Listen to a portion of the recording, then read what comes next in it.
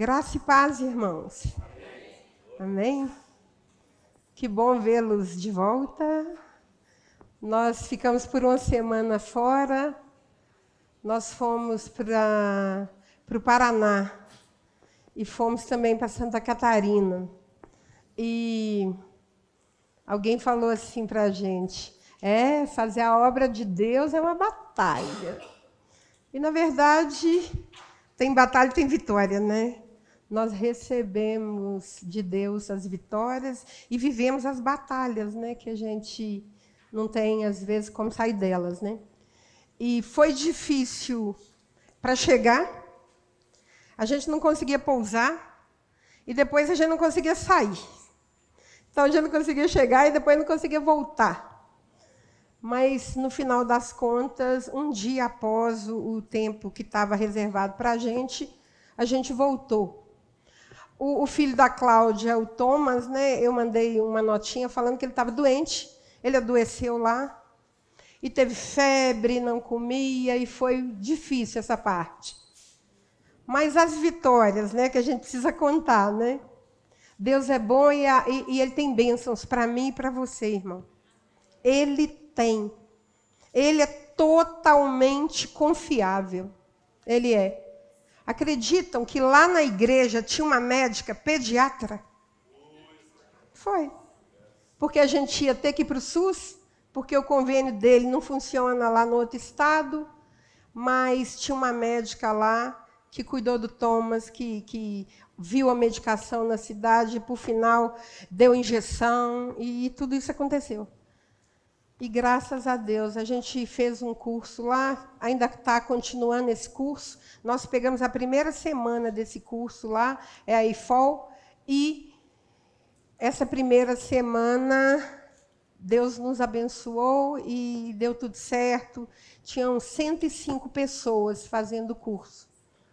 E a gente está crendo que eles vão até o fim para formatura no próximo sábado. E a gente está aqui de volta. Eu espero que vocês tenham gostado do casal que a gente enviou na semana passada para cá, o Raul e a Silvana. São missionários, trabalham lá com a gente, são compromissados com a obra. Gostaram dele? Amém, que bom. Isso é bom. Então, nós estamos estudando e fazendo um seminário aqui que chama A Conquista da Alma. E esse seminário é baseado nesse livro. Esse livro é um livro do pastor Marcos de Souza Borges. Ele é conhecido como Pastor Cote. Então, ele escreveu esse livro e ele entendeu que o livro de Josué, aqui na Bíblia, ele é muito rico, ele é muito profundo. Tem muitas coisas que a gente poderia trazer para o nosso contexto diário. E assim foi feito, ele escreveu o livro. E a gente está estudando, irmãos, para a gente alcançar essa terra de Canaã. Lembra que Josué é que conduz o povo, porque Moisés morre e ele conduz o povo à terra de Canaã? Então, para alcançar essa terra prometida, nós precisamos vencer fortalezas.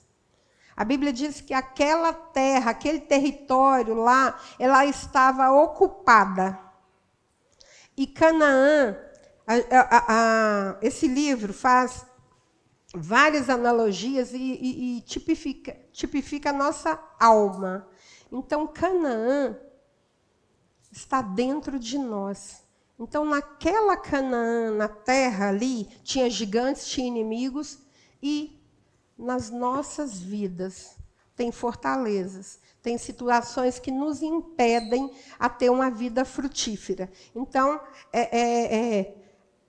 a gente vê o que a analogia que é feita da terra e com a nossa alma. E aí a gente esse primeiro bloco são 6 princípios. Hoje a gente está no 5º princípio. Princípios, irmãos, princípios não são regras. Princípios são eternos. Os princípios que a palavra de Deus nos dá são eternos. E tem tantos princípios que a gente pode enumerar vários deles. Porque regras, a gente vê que serve para uma igreja uma regra. Sabe aquela igreja que senta de um lado masculino e o feminino do outro lado? É uma regra. Mas um princípio que a gente vê, os princípios que a gente está estudando, eles são eternos. Eles são eternos e a gente precisa, para alcançar essa terra, viver os princípios da palavra de Deus. E aqui foram colocados 6 princípios. O princípio número 1 do capítulo 1, eu não sei se tem gente que está acompanhando a gente o tempo todo, mas a gente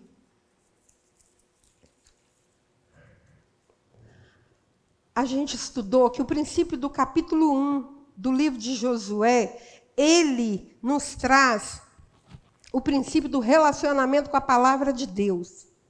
Ou seja, ele nos impulsiona a uma vida focada na obediência. Ou seja, com a palavra de Deus, meditando na palavra de Deus. Porque a palavra de Deus vai falar no capítulo 1 de Josué, que Deus manda Josué ser forte e corajoso 4 vezes. Mas ser forte e corajoso para meditar na palavra de Deus dia e noite. Então, o princípio para nós vencermos fortalezas, ele começa com a nossa vida devocional. É o nosso relacionamento com a palavra de Deus que vai nos levar a guerrear essas guerras e acabar com essas fortalezas que nos aprisionam. Então, o capítulo 1 vai falar isso. É uma renovação da nossa mente através da palavra. É Cristo em nós, esperança da glória. Então, se você não tem o hábito de meditar na palavra de Deus, comece fazendo com pequenas porções. Um capítulo. Alguns versículos desse capítulo, e todo o tempo meditando na palavra. E essa palavra é que vai entrar na nossa mente, vai nos renovar. Então, é o princípio número 1. E a gente vê o princípio número 2, que é o mapeamento espiritual. Nós precisamos discernir a fortaleza que nos faz parar, a fortaleza que ainda nos impede de ter essa vida frutífera. Por quê? Porque nós precisamos entender a natureza interna e a natureza externa dessa fortaleza. Áreas das nossas vidas que nós negociamos valores, áreas que nós vendemos, nos corrompemos, áreas que ainda nós não vencemos. Jericó é a fortaleza. No capítulo 6, na próxima quinta-feira, vai ser a vitória desses princípios, culminando com a derrubada das muralhas ali de Jericó. Mas, enquanto isso não acontece, nós precisamos discernir as nossas fortalezas. E tem fortalezas, irmãos, emocionais que nos prendem. Fortalezas nas emoções que nos traz muita ansiedade, medo e que nos paralisam. Tem sentimentos de rejeição que a gente ainda carrega. Muitos ainda têm uma raiva reprimida. Muitos ainda têm uma tristeza profunda e aí estão dentro da casa do Senhor, mas ainda têm essas fortalezas para vencer. Então, a gente está em busca de vencer essas fortalezas. Na identidade, por exemplo, a pessoa sente-se sem valor. Ela acha que ela não tem valor, ela não é valorizada. Ela tem dificuldade de aceitar o amor de Deus quando ela tem uma fortaleza na área da identidade dela. Ela tem vergonha do passado dela, ela tem culpa no passado dela, do passado dela. Fortalezas de comportamento, falta de controle emocional, vícios, hábitos repetitivos que impedem também. impulsos que dominam. Nós sabemos que sentimentos não dominam as nossas decisões, as nossas vidas.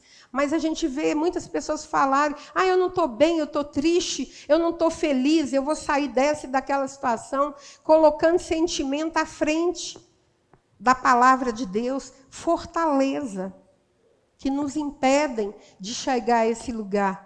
Essa vida prometida, essa vida que está lá em João 10:10. Eu vim para que tenham vida, e vida em abundância. E a gente também tem umas fortalezas de pensamento. Tipo, Deus não se importa comigo. Eu sempre vou fracassar, eu não vou dar conta de fazer isso, eu já tentei isso aí, não consigo. Nunca vou mudar. Então, eu estou dando algumas fortalezas para vocês entenderem que, para cada pessoa, está lutando com um tipo de fortaleza, que ainda está impedindo dela chegar nesse lugar. E tem as fortalezas espirituais também. Já ouviram a pessoa falar que ela tem dificuldade em ler, em orar? Ela começa a ler, começa a ter sono. Tem situações que prendem ainda. Ela não se sente distante da palavra, vem um cansaço espiritual sobre ela e ela tem uma preguiça espiritual, assim, digamos, para ler a palavra de Deus. Eu ouvi uma menina falar: eu leio qualquer coisa, mas quando eu vou ler a Bíblia, eu tenho sono, cansaço, vem um monte de coisa na minha cabeça. Fortaleza. Então, é entendendo essas coisas que a gente precisa discernir. Nesse capítulo 2, ele traz para a gente discernir na minha vida, na sua vida, o que ainda tem.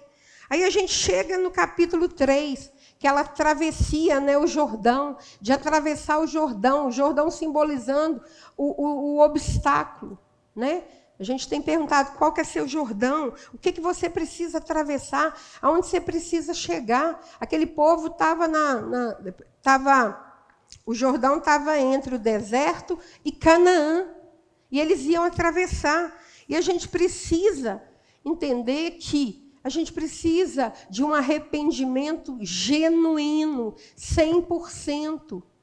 Fortalezas, comportamentos, qualquer coisa que nos param, pecados, a gente precisa dizer: olha, eu não faço mais, eu não vou fazer mais. Porque a gente viu naquele texto que quando os israelitas quando os sacerdotes param com a arca ali no leito do rio, e os israelitas passam, mas primeiro precisou de uma decisão. Eles param e o povo passa. Então, todas as áreas das nossas vidas precisam se submeter ao arrependimento para que eu consiga atravessar e chegar naquele lugar que Deus tem para mim. Então, a gente viu isso sobre o arrependimento. E no último capítulo da semana retrasada, foi a lei dos 2 altares. É o impacto desse arrependimento na minha vida. Quando eu celebro essa vitória, quando eu entendo que, olha, eu entendi, me arrependi, não faço mais esse pecado, então eu celebro isso e vou para aquele lugar de oração, para o quarto secreto. Então, esse altar, são 2 altares. O altar que é feito lá no leito do rio, com as 12 pedras ali. Mas aquele altar que foi feito no Rio Jordão, as águas vieram e cobriram aquelas pedras, ninguém vê. Assim, somos nós no nosso lugar secreto com Deus.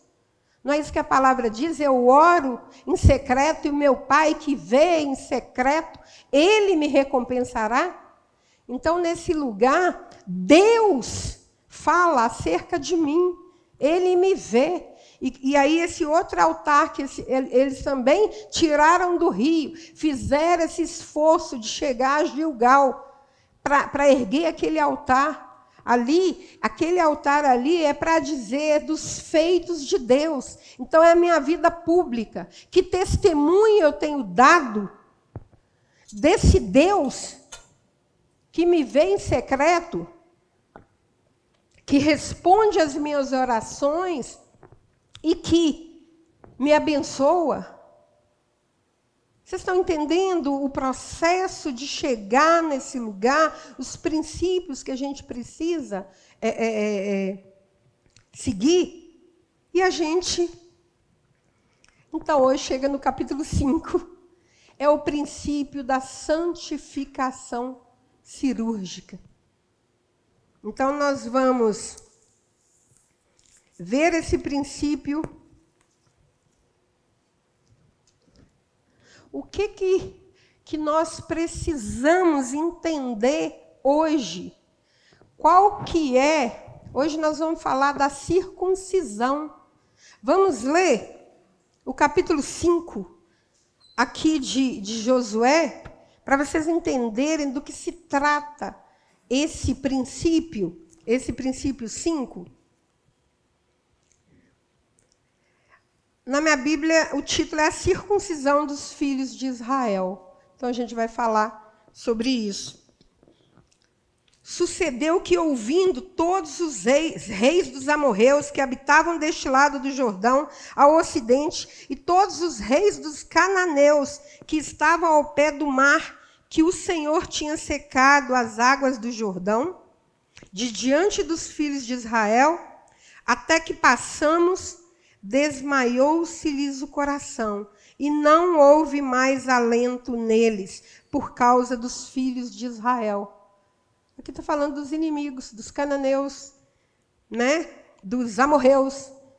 E eles já estavam desfalecidos diante dos feitos de Deus para o povo de Israel. Alguém pode ler o versículo 2? Vamos ler assim? Todo mundo participando? Uhum. Disse o Senhor a Josué: faz facas de pederneira e passa de novo a circuncidar os filhos de Israel. Então Josué fez para si facas de pederneira e circuncidou os filhos de Israel em Gileade Caraote. Foi esta a razão porque Josué os circuncidou, todo o povo que tinha saído do Egito, os homens, todos os homens de guerra, eram já mortos no deserto pelo caminho. Porque todos os do povo que saiu estavam circuncidados, mas há muitos que nasceram no deserto pelo caminho, depois de terem saído do Egito, haviam circuncidado. Por 40 anos andaram os filhos de Israel pelo deserto, até se acabar toda a nação. Os homens de guerra que saíram do Egito e não obedeceram à voz do Senhor, aos quais o Senhor tinha jurado que eles não havia de deixar ver a terra, que o Senhor jurara a seus pais, dar-nos terra que emana leite e mel. Porém, em seu lugar, pôs a seus filhos. A estes Josué circuncidou, porquanto estavam incircuncisos, porque os não circuncidaram no caminho. 8. Tendo sido circuncidado, toda a nação ficava no seu lugar, do arraial até de Sará. Disse mais o Senhor a Josué: hoje retirei de sobre vós o opróbrio do Egito. Por isso o nome daquele lugar se chamou Gilgal, até ao dia de hoje. Estando, pois, os filhos de Israel acampados em Gilgal, celebraram a Páscoa no dia 14 do mês, à tarde, nas campinas de Jericó. Comeram dos frutos da terra no dia seguinte à Páscoa. Pães asmos e cereais tostados comeram nesse mesmo dia. Cessou o maná no dia seguinte, depois que comeram do fruto da terra, e os filhos de Israel não tiveram mais maná. Porém, no mesmo ano, comeram dos frutos da terra de Canaã. Estando Josué ao pé de Jericó, levantou os olhos e olhou. Eis que se achava pé diante dele um homem que trazia na mão uma espada dura. Chegou-se Josué a ele e disse: és tu dos nossos ou dos nossos adversários? Respondeu ele: não sou, sou príncipe do exército do Senhor, e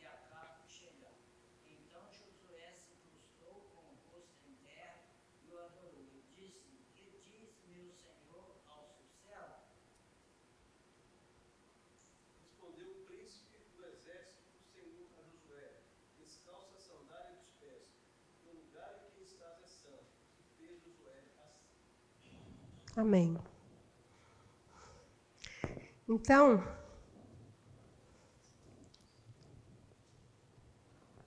esse capítulo 1 aqui, ele traz um pequeno relato do que tinha acontecido, né? Que esses reis aí, de como eles ficaram. Porque nesse momento, nesse lugar, eles já atravessaram o Jordão. Eles já estão do outro lado do Jordão. E ali, essa reportagem vai dizer que todos os habitantes, né? Ele fala, derreteu-se-lhes o coração e não houve mais ânimos nele. Ou seja, Jericó, apesar daquela imponência toda, né, que a Bíblia diz que os muros de Jericó, as muralhas chegavam aos céus. A cidade fortificada. Então ele vai dizer que a aparência estava ali, mas por dentro, Jericó já estava sendo demolida, já estava sendo implodida. Essa é a palavra, implodida. Era só uma casca, digamos assim. E aí, porque ela estava praticamente desfalecida.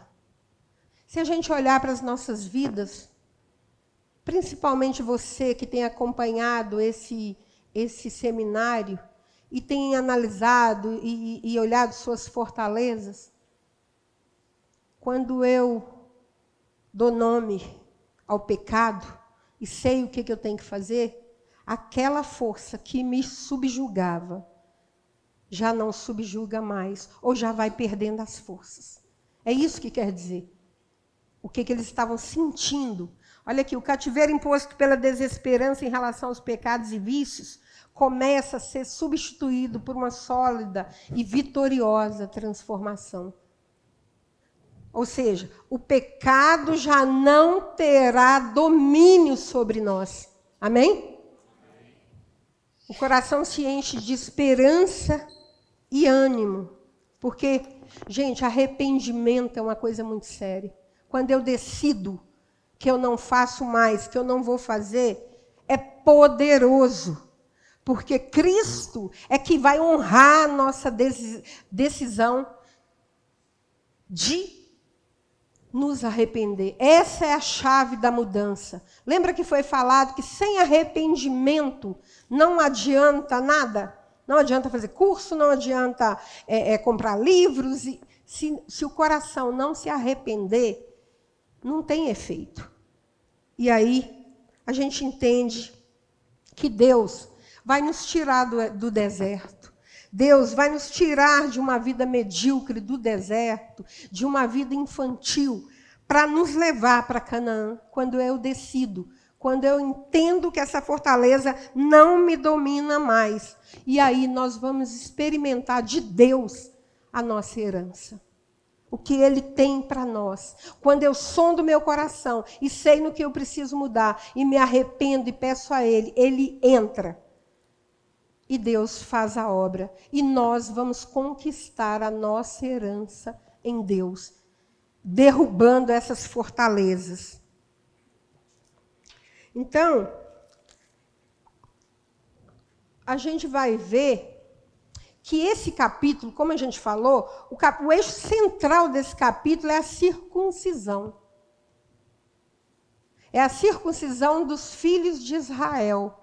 E a gente entende que circuncisão é uma cirurgia. Significado de circuncisão é a cirurgia. E aqui eu ainda vou falar um pouco mais sobre a questão da circuncisão. Mas aqui, quando a gente vê que o eixo central desse capítulo é a circuncisão, e a circuncisão, ela abrange muitas outras questões na nossa identidade, na nossa intimidade, na nossa sexualidade, principalmente, porque a gente vai entender que a cirurgia que é feita no órgão reprodutor masculino é a cirurgia de fimose, que nada mais é do que retirar o excesso daquela pele daquela carne que tem, para quê? Para liberar que tem uma higiene melhor. Por quê? Aquela pele que cobre a ponta do órgão reprodutor ali, o pênis, ela impede uma intimidade, muitas vezes. Essa intimidade vai trazer dor. Essa fimose ali, ela precisa ser retirada, ou seja, o homem precisa, muitas vezes, fazer essa cirurgia, que nesse período aqui era chamado de circuncisão. No nosso contexto atual, é a cirurgia de fimose. Então, a circuncisão tem muito a ver na área da nossa sexualidade, na área da reprodução. A circuncisão como uma aliança no casamento, na família. Mas a ideia principal aqui é a remoção cirúrgica da carnalidade, tipificada pelo prepúcio. Ou seja, o que é o prepúcio? Exatamente o que eu falei, é essa dobra, é essa pele que os homens têm. E aí, precisa fazer essa cirurgia. Então, quando eu trago isso para a minha vida espiritual, o que ainda tem na minha vida que tem excesso de carnalidade? Ou seja, o meu desejo impera, a minha vontade impera. Então, hoje a gente está falando sobre isso, trazendo no nosso contexto da alma, essa santificação cirúrgica da alma, nesse contexto. E a gente vai ver que, como é a cirurgia, são coisas difíceis, sérias, que ainda nos acompanham, fortalezas bem pesadas, que faz com que a gente precise de uma abordagem cirúrgica. E como a gente sabe que a circuncisão tem uma conotação de aliança, ela,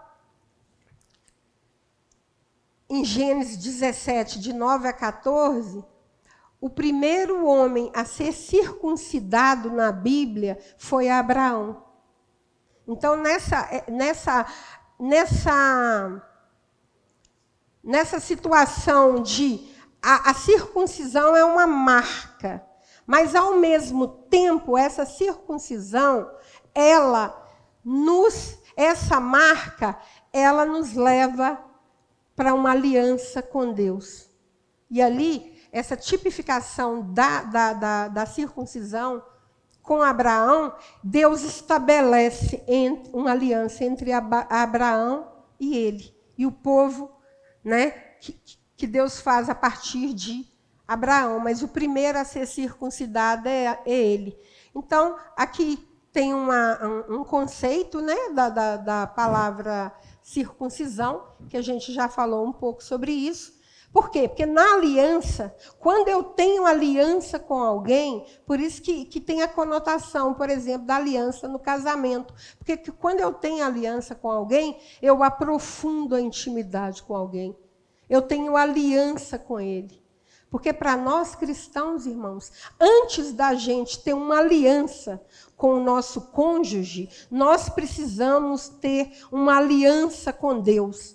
Primeiro com Deus. Porque se eu não tenho uma aliança com Deus, o que vai acontecer? Daí a pouco eu posso desfazer daquela aliança e tem muitos estudos que mostram. Você fez uma aliança ou um contrato? Que um contrato se desfaz, mas a aliança é uma aliança eterna. Por isso que nós precisamos lutar pelos nossos casamentos, porque nós fazemos uma aliança com o nosso cônjuge.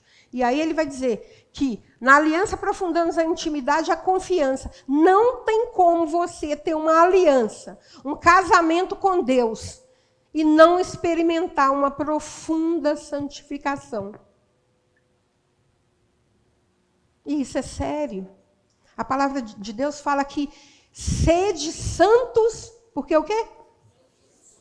Exatamente. Então, se eu tenho uma aliança com Deus que é santo, e Ele me diz para eu ser santa como Ele é santo, por causa desse compromisso, por causa dessa aliança, eu vou submeter a minha vontade à vontade dele. E ele está pedindo para que nós sejamos santos. Então, vocês estão entendendo que dentro desse estudo, a gente vai ver que é algo muito maior que nós vamos precisar romper. Por quê? Porque, às vezes... Aí, de novo, está falando do aspecto da circuncisão, né, que é uma cirurgia, que tem o intuito de permitir a higienização. Mas o que a gente vê? Quando a gente entende essa circuncisão, no sentido do corte ali, do que precisa ser feito, nós precisamos entender que não adianta. Romanos 2, 28 e 29 vai nos abordar e vai nos levar. Eu separei aqui.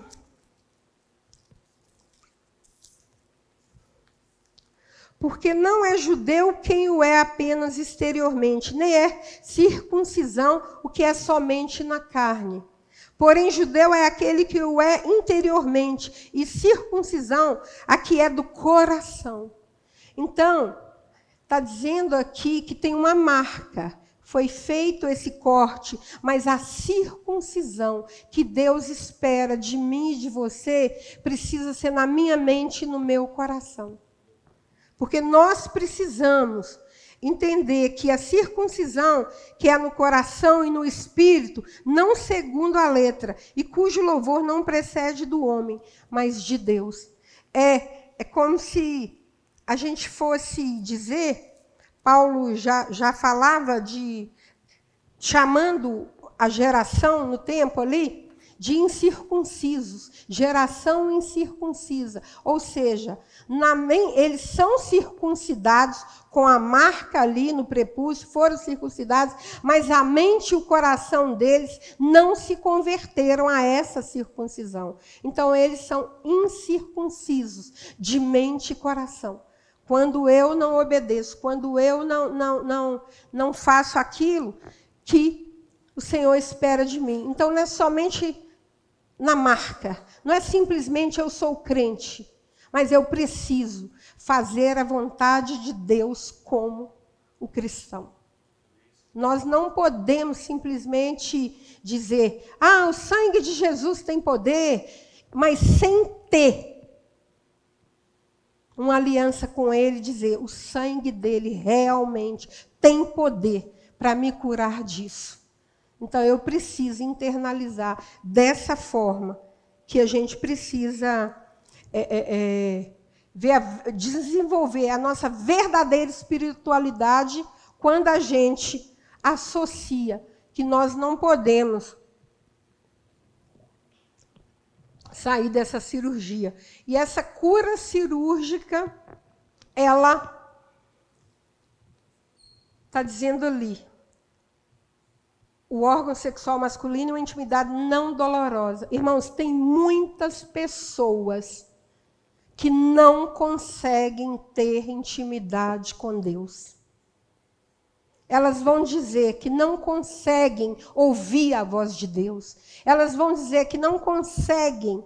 Então, da mesma forma que essa cirurgia física traz essa conotação para tirar essa dor da intimidade, o nosso coração e a nossa mente, a nossa alma precisa se render à vontade de Deus para que eu consiga ter uma intimidade com Deus. E aí eu vou desenvolver a minha espiritualidade. E aí vem as facas de pederneiras. Por quê? Porque para esse processo, quando esse povo está lá em Gilgal, Gilgal significa um lugar de recomeço, um lugar de renovo, é um lugar que se renova a aliança. Por quê? Porque esse povo que começou no deserto, essa primeira geração, toda a primeira geração foi circuncidada.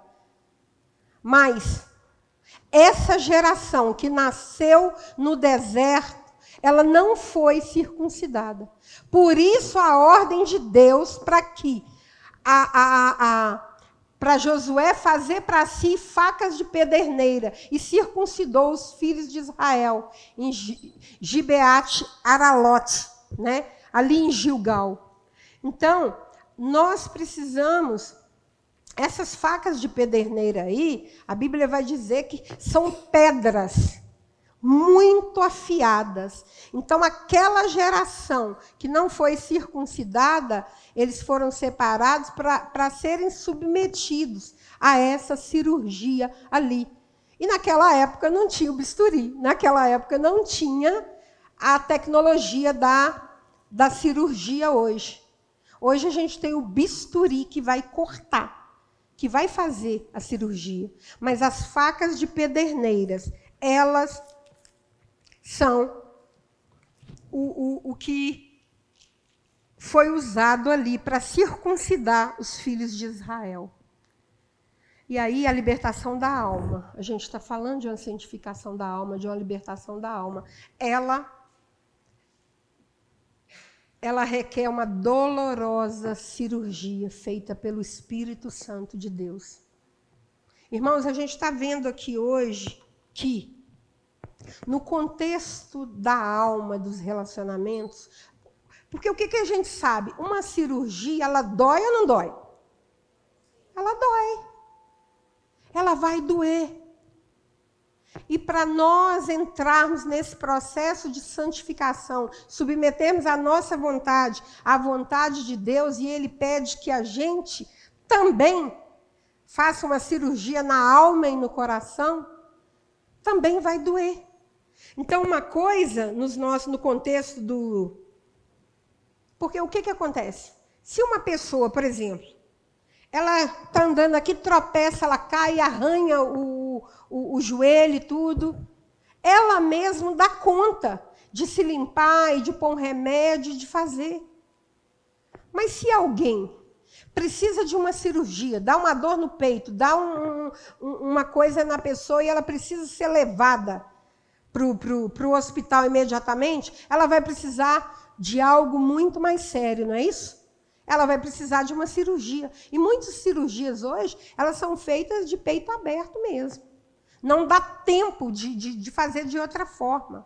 E aí a gente vai dizer, nossa, aquele médico, ele é ruim, ele fez isso. Então é a ferida que corta o corte, porque uma cirurgia nesse porte, ela sangra, ela dói.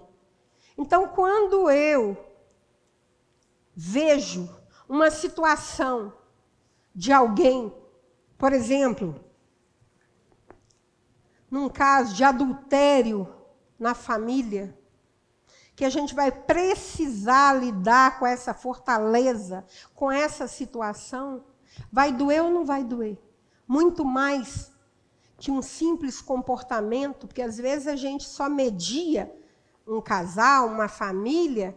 Por quê? Porque tem um comportamento ali, um não está entendendo o outro não está fazendo daquela forma, e a gente vai e consegue aconselhar, e as coisas virão normalmente acontecer. Mas quando é um caso assim, um abuso na infância, quando alguém chega, são fortalezas que traz, que é o que a gente está vendo hoje, através de circuncisão, que precisa ser feita uma cirurgia, porque são situações que doem muito.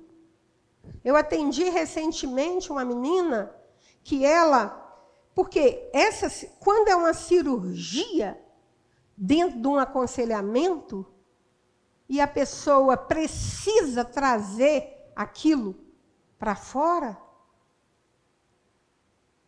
porque aquilo está impedindo o crescimento dela, como eu falei, um abuso na infância, algo silenciado, um aborto que ninguém sabe que foi praticado. São essas situações que nós encontramos. e situações que a pessoa não fala para ninguém. Ela não consegue. Ela vai morrer, às vezes, com aquele segredo, guardando as 7 chaves. Mas a santificação cirúrgica nos leva para esse lugar que Jesus quer chegar nesse lugar, onde aconteceu isso. Então, quando eu estou falando que eu atendi uma moça, sabe o que acontece, irmãos? Quando a situação é muito séria e precisa de uma intervenção muito forte do Espírito Santo ali, porque muitas vezes essa pessoa, ela não quer nem lembrar. Sabe quando fala que deletou na mente dela o que aconteceu? É como se ficasse, o pastor Cote dá um exemplo assim de uma mina dormente, mas ela está ali. Ela está ativada. Então, ela precisa, porque se o passado dela ainda interfere no presente dela e ela não consegue romper para o futuro, ela precisa passar, entre aspas, por essa cirurgia. E eu estava atendendo uma menina que o caso dela foi por... Ela estava com uma situação na área de perversão sexual na família, e ela não se lembrava de nada. Ela não conseguia lembrar dos fatos. Porque a nossa ficha de atendimento está escrito lá. Qual que é o seu principal problema? Ela deixou em branco. Totalmente em branco. E quando a gente pega uma ficha em branco, a gente já sabe, né? Uns brincam que é ficha limpa, mas não é nesse sentido. Ela está em branco é porque a pessoa não consegue discernir a fortaleza. Ela não consegue discernir o problema que ela tem. Irmãos, isso aconteceu recente. Eu estava com essa moça. E o caso dela é que ela tinha tido um relacionamento com o primo dela. E ela engravidou do primo dela. E aí, não lembrava de mais nada. E começou a falar que os negócios não vão para frente e que a vida relacional, que ela mora com os pais, não vai para frente. E começou a falar uma série de coisas. E eu perguntei para ela se tinha tido algum caso de aborto, se ela conhecia, se ela sabia ali dentro da linhagem dela, da geração dela. Ela não sabia. Mas o Espírito Santo de Deus falava comigo. Insiste nisso. Insiste nisso. E eu falei, vamos parar tudo. E vamos buscar o Espírito Santo de Deus para Deus revelar o que pode estar acontecendo. Porque aquele momento ali não era simplesmente eu dizer para ela, olha, já que você não pôs o seu problema, está tudo bem, eu só vou orar por você e te liberar. Na área do aconselhamento, a gente precisa pedir a direção do Espírito Santo de Deus para nos ajudar a ajudar aquela pessoa. E essa menina, então, e eu orei, ela orou, e a pessoa que estava intercedendo orou. A gente nunca atende sozinho, irmãos, tem uma equipe que está junto, intercedendo. E a pastora orou, e ela lembrou de um fato. E ela chorava muito. A Cláudia nem sabe desse fato, porque nem deu tempo de passar para ela. Mas acontece o seguinte, que essa moça lembrou que, quando ela era criança, ela saindo da casa da avó dela, ela tropeçou num vidro. E ela abaixou para ver que vidro era aquele. E dentro daquele vidro tinha um feto. E ela descobriu depois que a avó dela fazia esse trabalho, as pessoas iam lá e faziam esse tipo de coisa. Irmãos, é muito doloroso. Então, quando ela falou, Eunice, eu lembrei de algo. E aí aquela mente dormente, aquela mente que apagou tudo, o Espírito Santo começou a trazer para fora o que tinha acontecido ali. Imagina o tempo que levou esse atendimento. Por quê? Porque ela estava experimentando situações muito difíceis na vida dela por causa de situações lá atrás que não tinham sido colocado diante de Deus, estava oculta, estava em segredo. Então, hoje a gente está falando disso. A gente está falando que coisas sérias, fortalezas que ainda nos prendem, situações que trouxe mordaça, que nos impedem, muitas vezes. Como, irmãos, que você vai dizer para alguém que o próprio pai a abusou, que Deus é pai?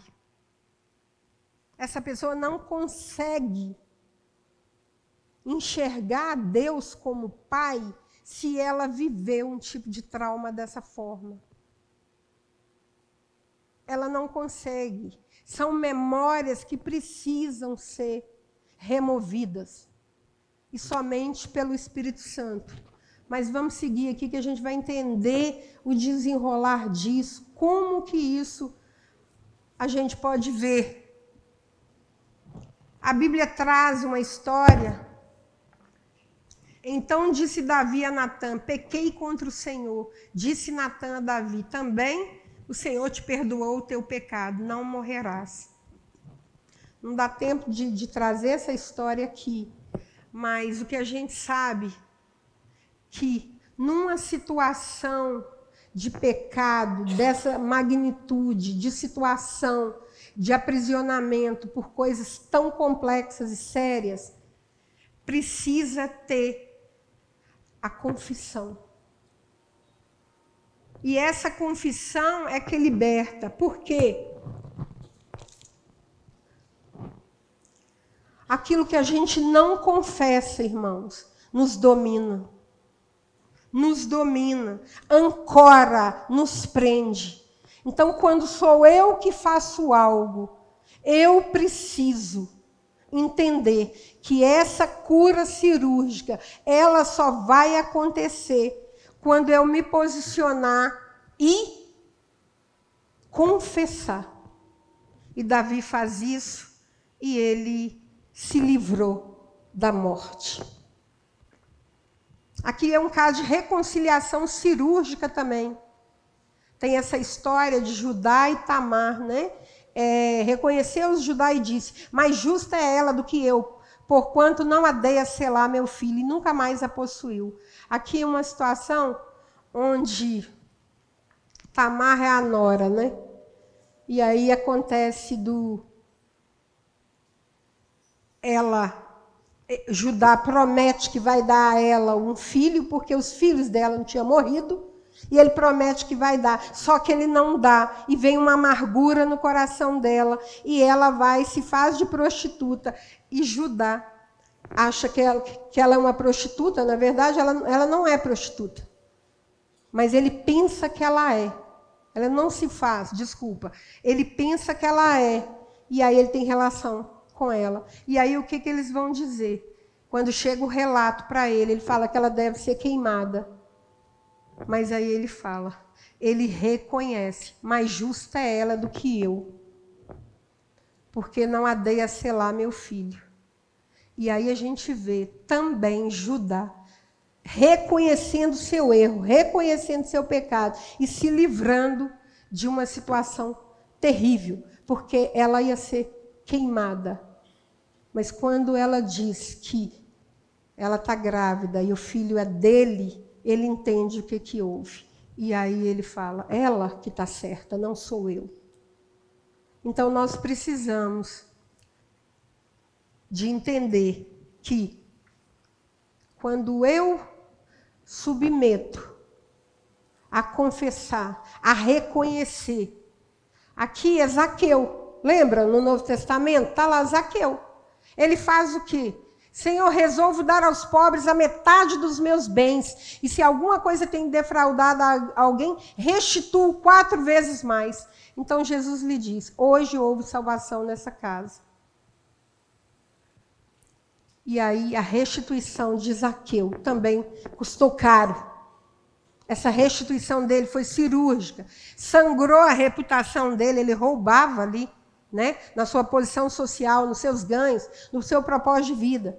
Mas uma poderosa libertação veio sobre a casa de Zaqueu, porque ele resolve restituir. Ele resolve restituir. Então, nós precisamos saber e entender se eu tenho algo a confessar, a trazer à tona, a restituir, que vai doer, mas que é necessário ser feito. Hoje a gente está vendo um princípio para chegar à terra prometida. E precisa ter transparência. E precisa ter coragem para confessar o pecado e restituir o que precisa ser restituído. E aí volta a dizer, né, das facas de pederneiras. E a alma moralmente corrompida, adoecida, descontrolada espiritualmente pelos instintos físicos, pelos desejos desenfreados que conspiram contra o governo do Espírito Santo, é despojada, no sentido da alma. E aí nós precisamos entrar num estilo de vida, para a gente alinhar a nossa vontade à vontade de Deus. Porque nós precisamos lidar com os excessos. O que precisar de cirurgia, que vai doer. E muitas vezes a gente pensa que doeu para uma pessoa e para o outro, isso não doeria. Eu mesma, quando... Lembram que eu falei aqui que eu tinha um pensamento sobre abandono, que eu achava, porque minha mãe, com 10 anos, me falou para eu morar na casa dos meus irmãos, e eu, então, adquiri esse espírito de abandono, e achando, quanto tempo eu vou ficar naquela casa ou na outra casa, quando eles vão me passar para outra casa? E eu fiquei com essa fortaleza de achar que eu poderia ser abandonada a qualquer momento.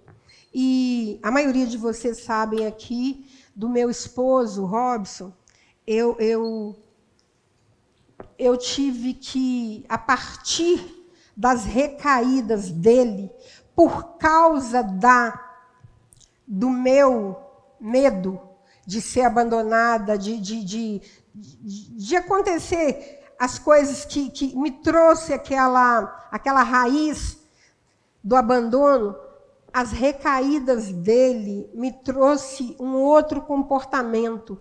Eu entrei num comportamento de codependência.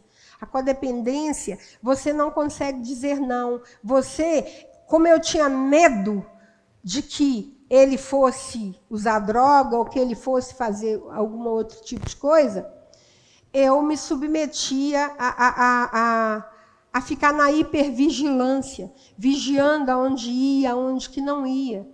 E quando eu descobri a minha codependência, foi também dentro de um atendimento. Porque quem me atendeu também tinha sido codependente de um marido que traía e traía. E aí, quando ela disse para mim que eu era codependente dessa situação, para mim também foi muito vergonhoso, porque a gente vai ver daqui a pouco, deixa eu ver se é o próximo aqui, aqui vai falar os nascidos no Egito e os nascidos no deserto. Porque o opróbrio, quando a Bíblia vai dizer lá no verso 9 que Deus ele tira o opróbrio do Egito, a vergonha do Egito, é essa vergonha. Por isso que a gente está falando de coisas pesadas hoje. Então, para mim, o que aconteceu? Eu entrei num lugar de muita vergonha, de codependência nessa situação, dele, do vício, né, de drogas, e para que ele não se drogasse, eu submetia a dizer sim ou dizer não em algumas situações, para que ele não fosse para as drogas, em épocas de recaída. Então, quando eu soube disso, para mim, foi altamente cirúrgico também. Receber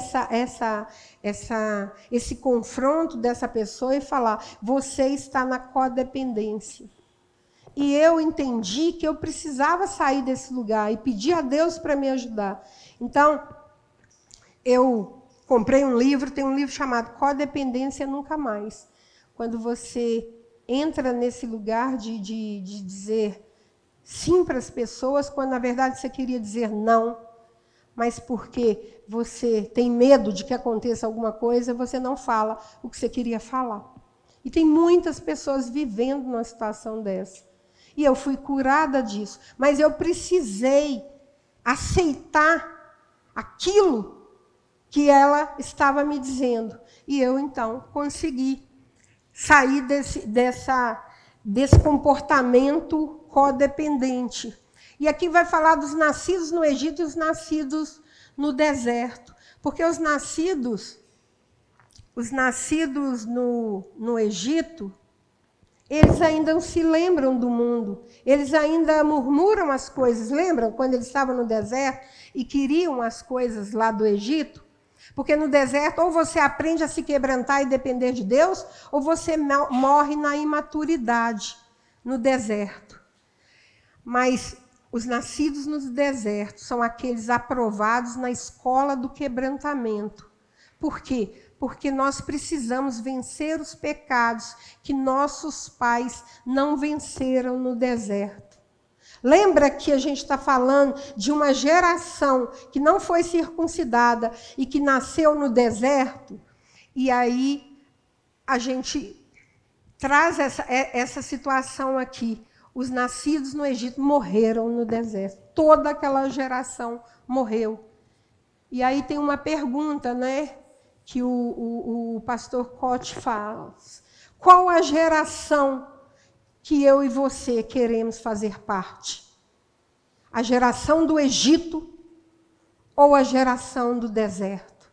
Porque a geração do Egito, como a gente falou, ela está presa às coisas do mundo, ela está ancorada aos pecados do mundo. Ela não se firma numa vida de santidade, numa vida na igreja. Ela quer experimentar as coisas do mundo. Mas uma geração nascida no deserto é uma geração que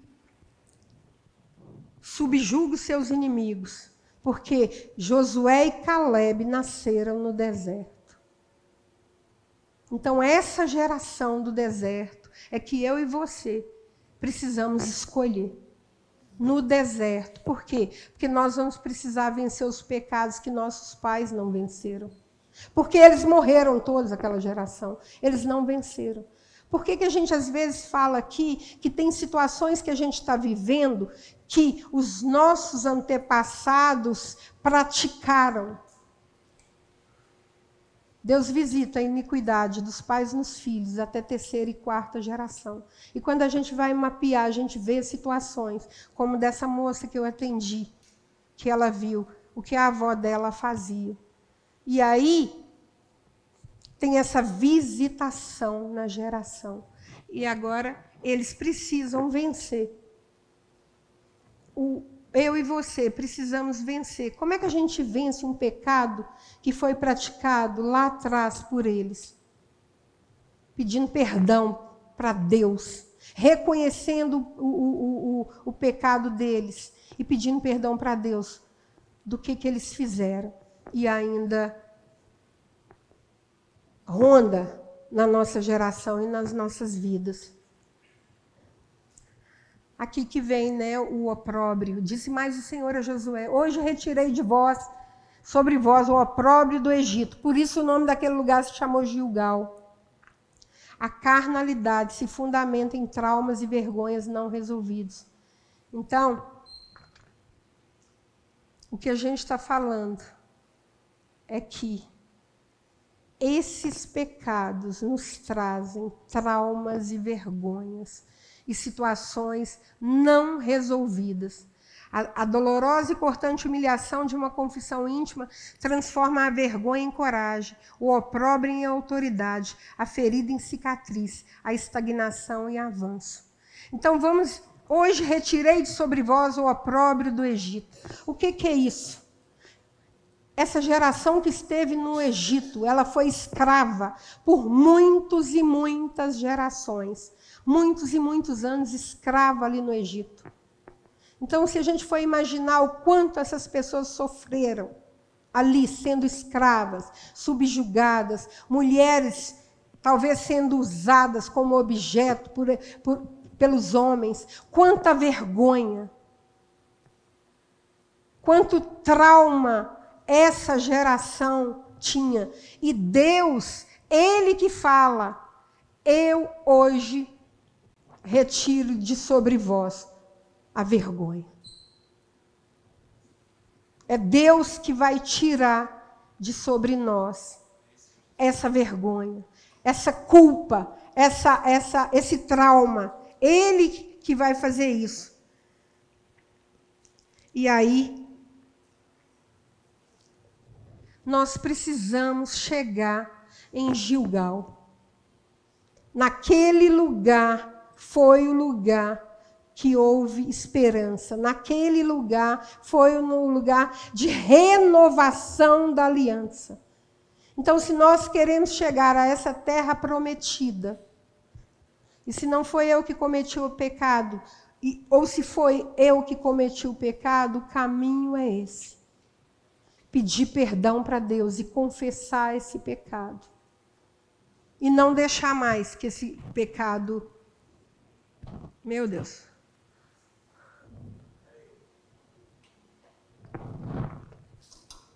Está dando para entender, irmãos, essa situação da circuncisão, de como que ela é feita? Não é simplesmente algo que um aconselhamento resolve, mas é uma decisão profunda. Obrigada. Já foi para esse. Não, mas a gente está nesse. E aqui a gente vem o tempo de convalescência. Olha o cuidado de Deus. Aqueles homens foram circuncidados, mas aconteceu que, acabando de circuncidar toda a nação, ficaram no seu lugar no arraial, até que sararam. Irmãos, quando eu entendi e fui confrontada da minha codependência, eu chorei 3 dias. Fui para a caverna. 3 dias entendendo aquilo, como é que eu cheguei naquele lugar. E fui entender todo o meu processo. E aí, a mesma coisa aqui. Eles ficaram no mesmo lugar. E eu falei, codependência nunca mais. Como eu falei, a maioria que sabe da minha história com o Robson. E naquele ano que eu entendi de codependência nunca mais, foi no ano de 2016 que eu entendi profundamente que eu não podia deixar que a minha família, ou seja, meu filho, todos nós naufragássemos.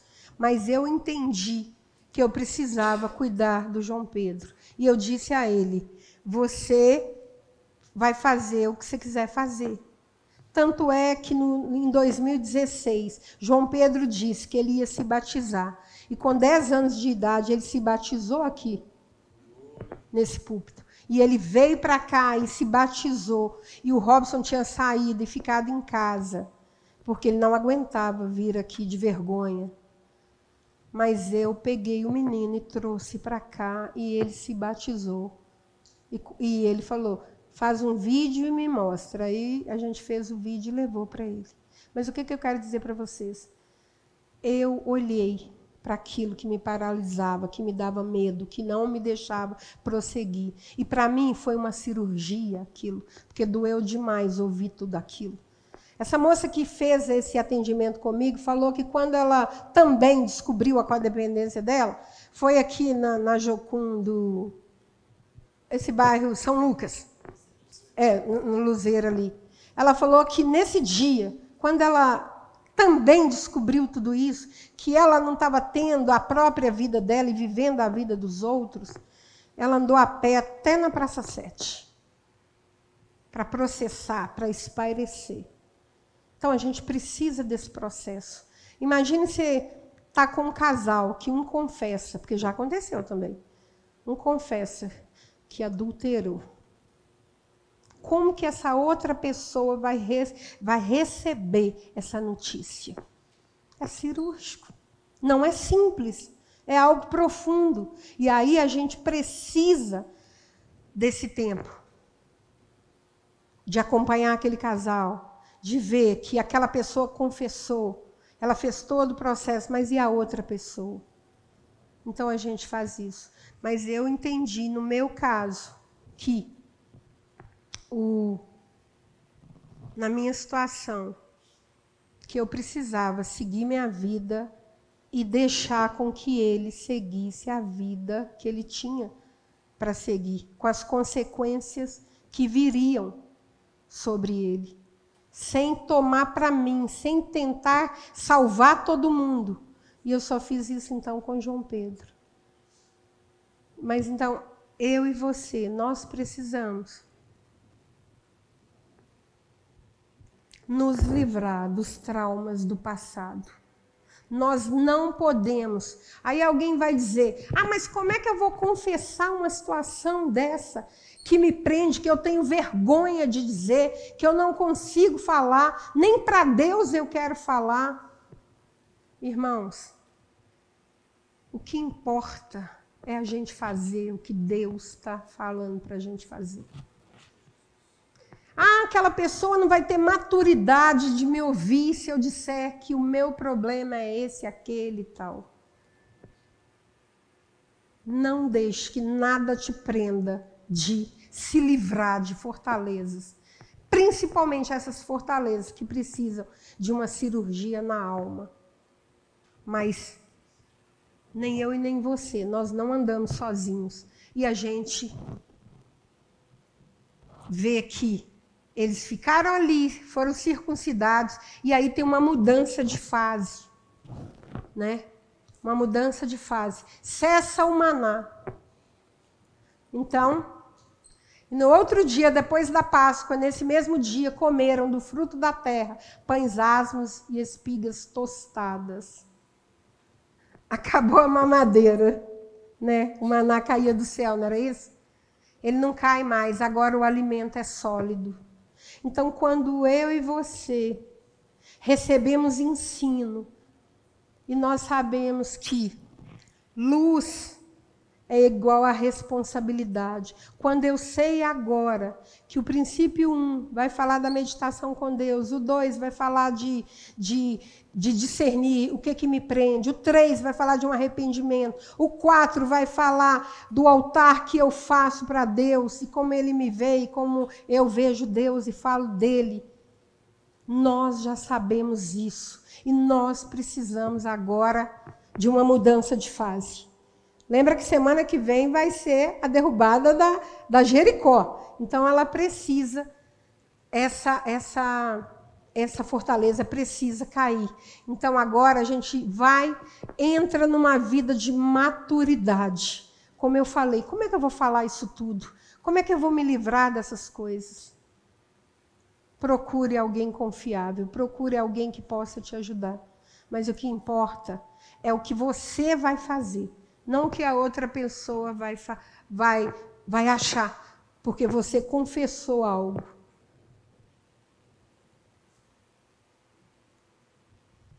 E aí a gente vê a promoção de patentes espirituais, Josué 5,14. Na minha Bíblia diz que quem aparece a Josué é o próprio Deus. É o próprio Deus. Porque agora, né? E disse ele, não, né? Porque Josué vai perguntar, você é um dos nossos ou você é contra nós? E ele vai dizer não. Mas vem agora como príncipe do exército do Senhor. Então Josué se prostrou com seu rosto em terra e o adorou e disse, que diz meu Senhor ao seu servo? E aí ele vai falar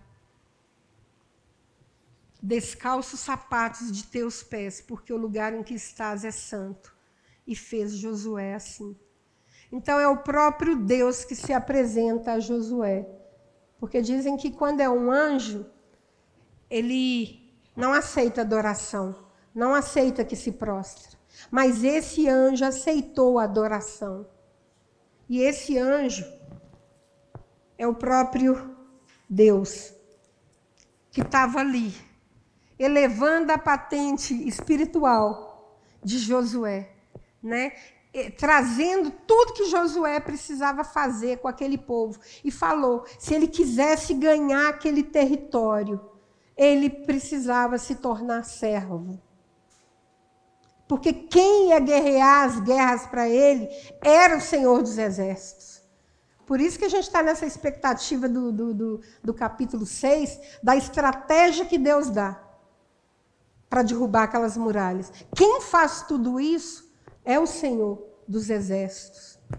E aí a gente vai entender que, assim como Deus fez nesse arraial, e ele fala, faz faca de pederneiras, a circuncisão, essa santificação cirúrgica, nós precisamos lidar com esses padrões, irmãos, de iniquidades que vêm repetindo nas nossas gerações, muitas vezes. E a gente vai precisar vencer, como a gente viu, tudo que os nossos pais não venceram, lidando com essas feridas e com essas mágoas que ainda estão sobre nós. Situações que são difíceis, que vai sangrar, que não vai ser fácil de lidar, mas que nós precisamos correr esse risco. A gente não escuta que toda cirurgia tem risco? Qualquer cirurgia que você vai fazer, você vai falar, o médico vai te fazer assinar porque tem risco. Mas nesse caso aqui, a verdade, a transparência, a confissão, a reconciliação, tudo aquilo que você vai precisar fazer, você vai ser fortalecido em Deus para fazer e se livrar dessa fortaleza. Porque, irmãos, não adianta a gente ficar escondendo também os nossos pecados. Porque um dia a gente sabe que no tribunal de Deus, eles serão expostos. E a palavra de Deus fala em Tiago, confessai as vossas culpas uns aos outros, para que sejam sarados. Então, nós precisamos confiar nessa liderança espiritual que trabalha por essa igreja, que rege essa igreja, que nós podemos confiar nessas pessoas e chegar até elas e falar, não quero mais viver com essa vergonha, com esse trauma, com essa situação. Eu quero uma vida livre e confiar que essa liderança, que essas pessoas vão ajudar a ter essa mudança de fase, a sair daquele Egito e entrar nessa terra que o Senhor tem nos dado. E nós precisamos fazer isso. Então,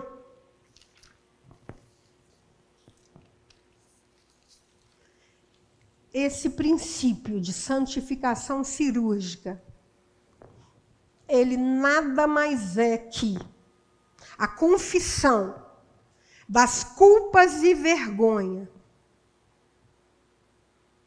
E esse princípio, irmãos, é um dos princípios mais elevados do sacrifício de Jesus na cruz. Porque quando eu confesso, quando eu me exponho, eu vou poder glorificar o meu Deus. Não vou simplesmente dizer o sangue de Jesus tem poder, mas eu vou abrir, eu vou verbalizar, porque eu vou rasgar meu coração. Eu vou confessar minhas culpas e vergonhas, uns aos outros. Essa é a dinâmica desse princípio. Confessar culpas e vergonhas, traumas, que eu e você não seja alguém que está impedindo. Tem um capítulo aí que a gente vai ver sobre Acã, que ele é a causa da situação que vai viver naquele lugar. Mas que eu e você não seja a causa na minha família, no lugar público, nessa igreja, seja alguém que o outro vai falar, aquela pessoa não se consertou, aquela pessoa está assim desde que eu conheço, ela é uma pessoa difícil, ela é uma pessoa que faz isso e faz aquilo.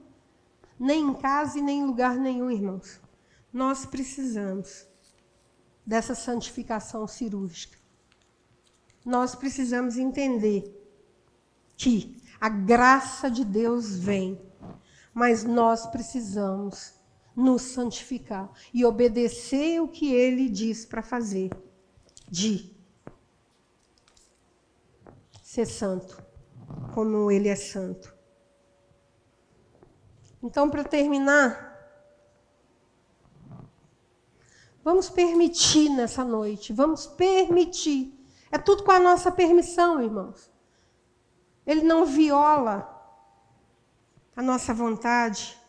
Que Deus venha e faça essa cirurgia espiritual em nós, removendo tudo que impede a nossa comunhão com Ele.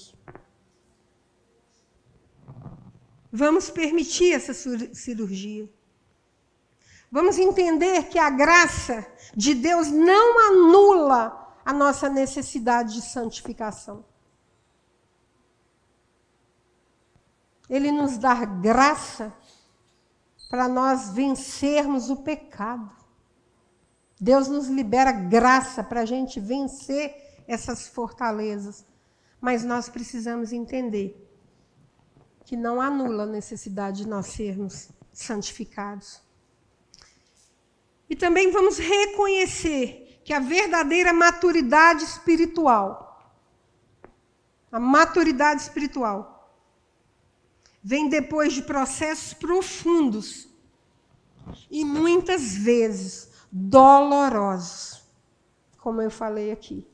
Porque, irmãos, a dor do outro é do outro. Aí vai dizer, poxa vida, a pessoa vai ter vergonha de falar isso? Eu confessei, eu fiz. Não é assim que a gente ajuda as pessoas. A dor dela é a dor dela. Então, que o Senhor nos ajude nesses processos dolorosos de santificação por cirurgia. A palavra de Deus fala de uma santificação por amputação, que é o código que fala essa situação, mas nada mais é do que quando Jesus fala que se seu olho direito te faz pecar, arranca-o. É aquele texto. Então, entendendo para chegar em Canaã, para que as muralhas se caem, eu preciso me posicionar. E se tem algo que ainda prende, ancora, não permite a minha comunhão com Deus, eu preciso pedir ao Espírito Santo de Deus que remova. Amém? Podemos ficar de pé? Vamos orar?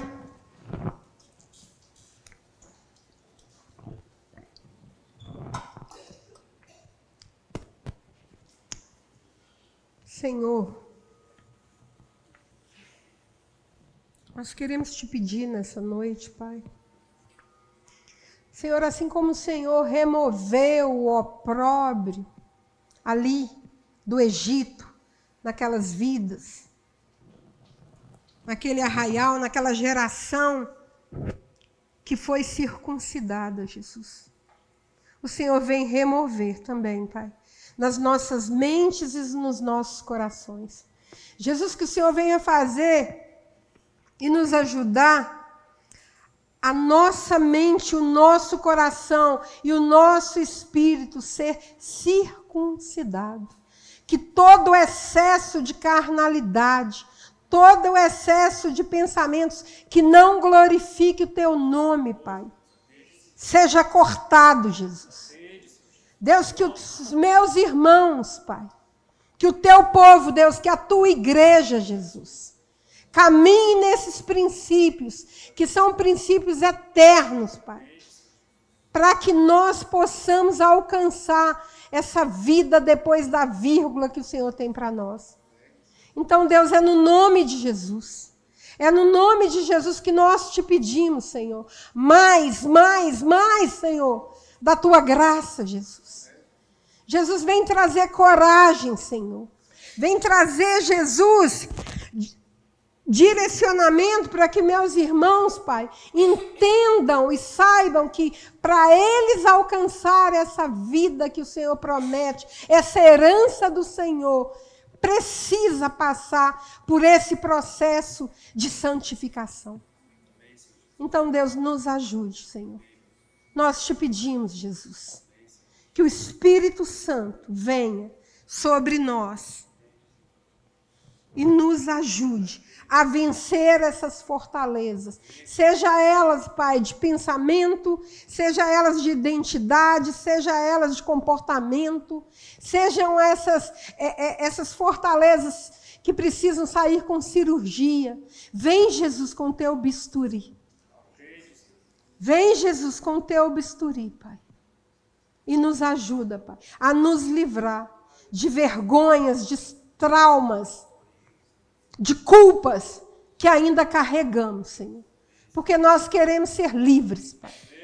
Nós queremos ser teus servos, Pai. E só o servo é livre. O escravo não é livre, Pai. E nós não queremos mais essa escravidão. Nós queremos ser servos, livres para te adorar, livres para ajudar uns aos outros, livres para frutificar na vida que o Senhor tem para nós, livre, Pai, para ajudar no crescimento dessa igreja, Pai. Ó Deus, no nome de Jesus, Senhor, nós te pedimos, Jesus, e já te agradecemos, Pai, por fé, por aquilo que o Senhor vai fazer na vida, Pai, de cada um dos nossos irmãos. Te agradecemos por fé, porque nós queremos ter boas notícias, nós queremos ouvir testemunhos do que o Senhor fez a partir desses princípios, Pai, no nome de Jesus. Amém, Jesus.